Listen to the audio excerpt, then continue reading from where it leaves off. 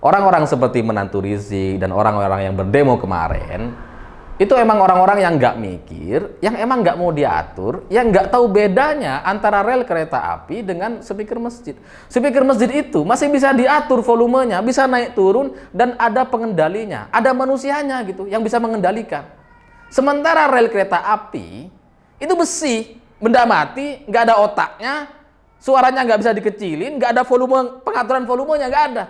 Nah, kalau mau disamakan antara suara speaker masjid dengan rel kereta api, itu kan artinya speaker masjid dan manusianya kayak besi.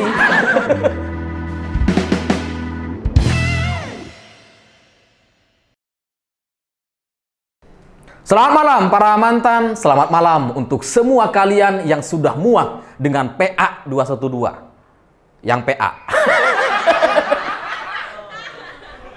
Ya karena kita muak gitu. Apapun isunya, demonya 212. Udah kayak iklan. Dan dari setiap mereka berdemo itu selalu ada yang lucu dan pantas untuk kita tertawakan. Dulu tuh ada tuh tahun 2017 ada peserta aksi demo yang pakai putih-putih gitu ya. Kayak syariah sekali gitu kan, putih atas bawah gitu. Tapi kencing di pohon. Udah kayak anjing gitu. Anjing kan kencingnya di pohon kan. Ini mereka loh kayak anjing. Lucu banget gitu. Primitif sekali. Karena ini kan sudah tahun yang modern dan semestinya semua orang tahu kalau mau kencing itu di toilet, bukan di pohon. Nah, mereka kencingnya di pohon. Dari tahun berapa mereka datang gitu ya. Primitif banget gitu, kayak nggak tahu toilet gitu ya. Lalu ada juga mereka ketika berdemo tahun 2017 itu mereka sholatnya itu di Monas, tapi tidurnya di Istiqlal. Istiqlal kan masjid ya, dijadikan tempat tidur sama mereka. Dikira hotel paling. Saking bagusnya, oh, bagus ini hotelnya. Padahal masjid itu. Aneh mereka ya. Nah, kemarin terkait demo Menteri Agama di Kementerian Agama, mereka tuh bikin spanduk, turunkan Menteri Agama dan turunkan Pak Jokowi, mundur Presiden Jokowi katanya. Apa hubungannya antara Presiden Jokowi dengan pernyataan Menteri Agama? Apa? Itu kan ibarat mantan kita yang susah, lagi kesusahan, nggak punya uang, terus minjem duit sama kita. Apa hubungannya? Ngapain kamu minjem ke saya gitu kan? Mirip tuh. Yang bilang pernyataan antara speaker masjid dan suara anjing dan suara mesin mobil itu kan Menteri Agama. Yang mereka permasalahkan, yang mereka kritik Menteri Agama. Lah kok yang disuruh mundur Pak Jokowi? Apa? Apa hubungannya ini? Dan selain itu dalam demo kemarin menantu Rizik melakukan debutnya. Jadi bukan cuma atlet yang melakukan debut gitu ya. Tukang demo juga debut nih. Jadi menantu Rizik ini berdiri di mobil komando gitu kan, menggantikan mertuanya yang sedang dipenjara. Lalu melakukan orasi-orasi yang nggak masuk akal gitu. Karena dia menuntut kepada pemerintah semestinya speaker itu diatur oleh masyarakat sekitar, biarkan masyarakat yang menyepakati katanya. Pemerintah tidak perlu ikut campur soal ini. Ini dia nggak mikir. Yang selama ini terjadi di kalangan masyarakat adalah masyarakat nggak berani protes. Sekalinya berani protes, dipersekusi sama kalian, sama kelompok-kelompok kalian, FPI ini gitu. Bahkan sampai ada orang di penjara gara-gara protes terkait speaker masjid. Ada. Nah, kalau sekarang kalian bilang ini nggak boleh diatur oleh pemerintah karena selama tidak meresahkan masyarakat tidak apa-apa. Masalahnya sudah meresahkan. Dan ketika masyarakat resah, masyarakat nggak berani untuk protes. Karena kan orang-orang takmir, orang-orang di masjid itu serasa punya segalanya gitu. Seolah-olah yang memiliki dunia ini. Dan seisinya gitu. Makanya mereka bebas menggunakan speaker masjid itu untuk kepentingan apapun. Sampai ngomongin janda di kampung pakai speaker masjid. Makanya kemudian sama Menteri Agama mau diatur nih supaya maksimal suaranya 100 desibel dan kepentingannya hanya untuk kepentingan suara azan dan sebelum azan, bukan untuk kepentingan-kepentingan pengajian, arisan, ngomongin janda, jangan gitu. Makanya mau diatur nih. Jadi menantu Rizik ini ya masih menantu, jadi masih di bawah Rizik. Kalau Riziknya nggak jelas, tambah nggak jelas ini orangnya ini. Dan apalagi dia bilang bahwa itu kan di rumah-rumah di sekitar rel kereta api itu nggak ada yang protes katanya. Padahal suara rel kereta api ketika ada kereta lewat itu kan suaranya mengganggu katanya. Sama-sama mengganggunya. Tapi kenapa rumah-rumah di sekitar sana nggak ada yang protes? Dan kalau mereka nggak setuju, nggak bisa terima dengan suara rel kereta api, ya mereka pindah biasanya. Nah kenapa yang masjid ini itu mau diprotes, mau diatur-atur katanya. Mestinya kalau emang nggak sepakat, nggak setuju, dan nggak bisa terima dengan speaker masjid, ya udah pindah rumah katanya. Ini lagi-lagi, ini adalah sebuah pertontonan kebodohan yang dipertontonkan. Yang sangat-sangat paripurna. Karena apa? Karena masjid itu biasanya itu dibangun setelah ada rumah-rumah dulu gitu kan. Nggak mungkin masjid itu dibangun lebih dulu, baru kemudian rumah-rumah di sekitar warga. Nggak ada gitu. Ya ada, tapi mayoritasnya kan selalu seperti itu. Masyarakat lebih banyak dulu, baru kemudian yang dibangun adalah fasilitas umum untuk kebutuhan masyarakat. Termasuk salah satunya masjid atau tempat-tempat ibadah. Itu logikanya. Nah kalau sekarang kemudian ada masjid yang mengganggu, speakernya kenceng, lalu kemudian orang yang ada di sekitar masjid itu disuruh pindah. Pertanyaannya, kalau semuanya pindah, yang mau sholat siapa? Jadi orang menjauhi masjid semua gitu kan. Yang mau datang ke masjid siapa kalau yang nggak pinggir-pinggir masjid gitu. Aneh bagi saya gitu. Dan ketika dia membandingkan antara suara rel kereta api dengan suara speaker masjid, itu kan kalau mau digoreng gitu ya, ala-ala mereka, ala-ala Munaslimin ini, itu kan jadinya menistakan masjid. Karena disama-samakan dengan rel kereta api. Rel kereta api kan nggak suci gitu kan, sementara masjid harus selalu dalam kondisi suci. Ini kok mau dibanding-bandingkan, kok mau disamakan? Penistaan. Ya, tapi kan kita nggak kayak mereka. Jadinya ya nggak ngegoreng-ngegoreng itu gitu ya. Tapi dari sini kita akhirnya jadi tahu bahwa orang-orang seperti menantu Rizik dan orang-orang yang berdemo kemarin itu emang orang-orang yang nggak mikir, yang emang nggak mau diatur, yang nggak tahu bedanya antara rel kereta api dengan speaker masjid. Speaker masjid itu masih bisa diatur volumenya, bisa naik turun, dan ada pengendalinya, ada manusianya gitu yang bisa mengendalikan. Sementara rel kereta api itu besi, benda mati, nggak ada otaknya, suaranya nggak bisa dikecilin, nggak ada volume, pengaturan volumenya nggak ada. Nah kalau mau disamakan antara suara speaker masjid dengan rel kereta api, itu kan artinya speaker masjid dan manusianya kayak besi. Gak ada otaknya gitu, kayak rel.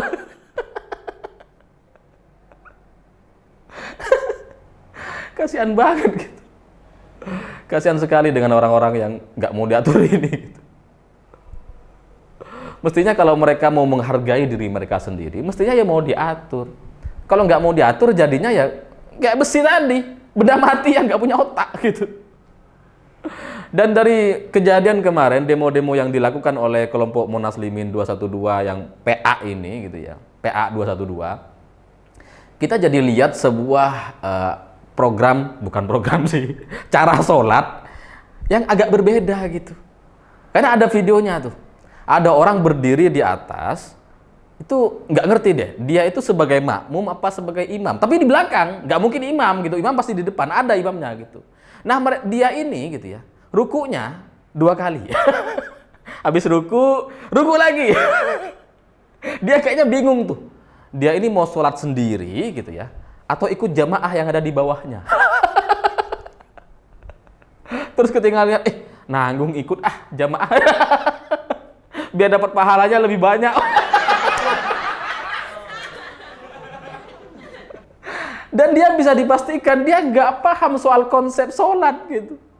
Kenapa? Kalau orang Islam yang belajar tata cara sholat, dia harusnya tahu bahwa yang dia lakukan itu nggak boleh. Udah batal, mestinya nggak bisa dilanjutin. Tapi dia tetap lanjutin. Ya secara logika, boleh-boleh aja logika manusia gitu ya. ya nanggung lah, nggak apa-apa lah, salah dikit lah, ikut jamaah gitu ya, biar banyak pahalanya gitu. Ya silahkan aja, tapi secara aturan dalam agama Islam, kalau kita belajar tata cara sholat, udah salah ini. Tapi mereka nggak ada yang protes tuh. Yang menertawakan malah kita. Yang ngeliatin tuh kayak lucu banget gitu. Ini sholat apa ini gitu ya. Ada makmum di atas, yang lain di bawah. Gimana coba? Konsep apa ini? Dan selain itu, ini bukan yang pertama kali gitu. Ini bukan yang pertama kali. Dulu tuh pernah ada mereka sholat di Monas gitu ya. Lalu kemudian imamnya itu 2. Sebenarnya 1, tapi di belakangnya itu ada orang lagi 1. Nah, 2 orang ini di atas panggung. Sementara yang lain jamaahnya di bawah. Nggak ngerti ini konsep sholat apa. 2 imamnya di atas gitu. Mungkin tujuannya secara logika gitu ya. Ini biar kelihatan keren. Imamnya tuh ada yang jaga di belakangnya. Oh, ada bodyguardnya, jadi keren gitu. Tapi sekali lagi, secara aturan salah. Tapi mereka nggak ngerasa bersalah. Gitu. Dan saya juga nggak habis pikir kenapa bisa ada seorang makmum di atas masjid, sementara yang lain itu ada di atas masjid, di atas mobil komando, sementara yang lain itu ada di bawah. Ini apa tujuannya? Si orang berjubah hijau ini. Apa gitu? Apa dia pengen terlihat keren gitu kan? Di atas, sholat nih saya. Sholat nih saya nih. Kelihatan keren gitu sholat. Atau dia mungkin emang nggak bisa naik turun karena faktor usia. Kan? Kalau turun dulu gitu ya, mau sholat di bawah sama yang lain berjamaah, capek nanti mau naik lagi ke atas susah. Jadi gak usah di atas aja gitu ya. Mungkin gitu. Ya wudunya nggak tahu, mungkin dikirim sama air botolan gitu, wudhu dari atas. Pokoknya itu lucu banget video itu. Dan ini semakin menunjukkan apa namanya, aliran Munaslimin tuh kayaknya bener-bener ada di Indonesia gitu ya. Karena kan agama-agama di Indonesia tuh kan ada Islam, Kristen, Hindu, Buddha. Terus ada satu lagi nih nyempil gitu ya. Minoritas, yang paling minoritas di Indonesia, Munaslimin. Yang isinya cuma beberapa ekor. Yang isinya cuma tukang demo, nyembah baliho. Memuja orang-orang yang selalu menyampaikan caci maki gitu atas nama Nabi Muhammad dan agama Islam. Ada kayaknya nih. Orang-orang Munaslimin. Yang nggak tahu sholat, yang sholatnya tuh agak berbeda dengan kita. Kayaknya ada beneran gitu. Aduh, sampai sakit perut. Ya tapi jadi lucu banget gitu. Karena ada orang yang nggak paham soal tata cara sholat gitu. Yang udah salah terus dia nggak ngerasa batal terus lanjutin. Tapi mereka membela speaker masjid. Karena aneh gitu. Mestinya ya mereka belajar dulu, belajar sholat dulu lah sebelum bela speaker. Ini sholatnya nggak bener, sok ngebelain speaker. Apa coba? Tapi kalau dipikir-pikir setelah saya renungkan dengan matang gitu ya, akhirnya tuh saya paham kenapa mereka ini protes gitu. Karena yang protes cuma mereka, beberapa ekor itu. Ya karena mereka ini adalah orang yang paling punya kepentingan atas speaker di Indonesia. Karena mereka tuh selalu kemana-mana bawa speaker gitu. Pakai mobil komando, terus speakernya kan mengarah kemana-mana. Supaya demonya rame gitu. Kalau nggak ada speakernya, ya nggak rame demonya. Jadi sebenarnya aturan Menteri Agama itu sangat mengganggu usaha dan bisnis demo mereka. Cuma kan nggak enak mereka mau bilang, ini menistakan speaker, kan nggak enak. Jadinya yang dibawa-bawa ya atas nama agama Islam. Padahal sebenarnya, kalau mereka mau protes, yang patut dipermasalahkan sebenarnya adalah pernyataan dari Suginur yang gus-gusan. Kalau Gus Yakut kan beneran gus, beneran santri, beneran belajar agama Islam gitu. Sementara Sugiknur ini kan gus-gusan. Yang dipanggil Gus entah karena alasan apa gitu. Nah, dia ini melecehkan 2 kalimat syahadat. Dia mengucapkan 2 kalimat syahadat, tapi dipotong, nggak sampai selesai, lalu kemudian digabungkan dengan suara gonggongan anjing. Padahal syahadat dalam Islam gitu ya, ini kan sangat-sangat vital sebagai sebuah pintu masuk seseorang untuk masuk ke dalam agama Islam. Udah kayak pintu gitu. Itu kan ibarat kita punya pintu atau punya pagar gitu ya, yang buat orang keluar masuk, lalu kemudian dipotong setengahnya sama orang lain. Rasanya kan pengen kita pengen kita sapu gitu kan. Pengen kita rudal lupem biar selesai. Itu sangat menistakan sekali, dan dari semua kasus penistaan agama tidak ada yang lebih buruk dari ucapan Sugiknur. Tapi sampai sekarang itu nggak ada yang protes. Ada yang melaporkan tapi dikit. Itu artinya apa? Artinya masyarakat Indonesia secara keseluruhan sebenarnya itu sudah dewasa dalam beragama. Cuma yang menjadi masalah adalah mereka-mereka ini yang sedang berdemo kemarin itu. Mereka-mereka itu ya kayak makanan ringan gitu, kemudian tumpah sedikit, ya itulah mereka. Kecil, sedikit, minoritas, dan harus disapu. Kalau nggak mau disapu ya kirim aja ke Ukraina, ura, biar selesai hidup mereka gitu. Karena nggak ada loh. Sugiknur sangat-sangat melecehkan, tapi kita tuh kayak nggak ada yang protes, nggak ada yang marah gitu, nggak ada yang demo terhadap Sugiknur, nggak ada. Kenapa? Karena Sugiknur ini kelompok mereka. Kelompok-kelompok tukang demo. Masa tukang demo mau didemo? Kan nggak bisa gitu. Jadinya ya masalah di negeri ini terkait isu SARA, isu penistaan agama. Ternyata masalahnya tuh cuma segelintir mereka itu gitu. Mestinya mudah dibersihkan. Cuma karena mereka ini makhluk hidup juga gitu, tidak bisa kita musnahkan secara sengaja gitu ya. Jadinya ya repot ngurusinya. Sedikit sih, tapi berisik. Makanya saran saya sebaiknya kirimlah mereka ini ke Ukraina gitu ya. Kasih iming-iming apa gitu, sekalian umroh. Ke Ukraina sekalian umroh gitu, atau misi kemanusiaan, membantu masyarakat Ukraina yang terdampak gitu. Atau kasih iming-iming, bisa poligami bebas di Ukraina. Kasih foto-foto cewek-cewek Ukraina gitu kan. Biar berangkat mereka itu, biar selesai masalah di Indonesia ini. Terkait SARA dan penistaan agama yang setiap ada momen kayaknya dimanfaatkan, digoreng-goreng terus gitu. Tapi ya kita harus terima kasih lah kepada mereka, karena akhirnya menyadarkan banyak orang bahwa sebenarnya yang bermasalah itu sedikit sekali, kecil sekali.